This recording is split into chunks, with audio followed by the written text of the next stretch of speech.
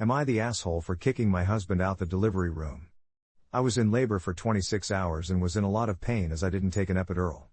My husband was constantly on the phone either playing games or talking with his brothers being really loud. When I asked him to please hang up, he'd hang up the phone and then like 10 minutes later call them back.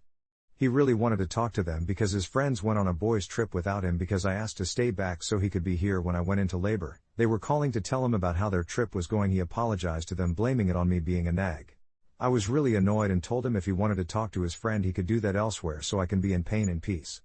He was like, alright fine baby, I'll just call them back later. So I had about 20 minutes of peace until his mom FaceTimed him where he proceeded to put me in the video call. His mom makes a comment about how she remembers when she was in labor with him and that she still did herself up. She even claimed she looked so good the doctor even was flirting with her. I was holding back everything inside me to not say something as I didn't want to disrespect my mother-in-law, but at the same time she sometimes just makes the stupidest comments at the worst times, and at this moment I could not stand talking to her. A nurse ends up coming in and could tell I was upset and asks me if everything was alright, and I tell her I just really want to be alone. She ends up kicking out my husband, and in turn he ends up missing the birth of our firstborn daughter because he left the hospital because he was pissed off that I got the nurse to kick him out the room.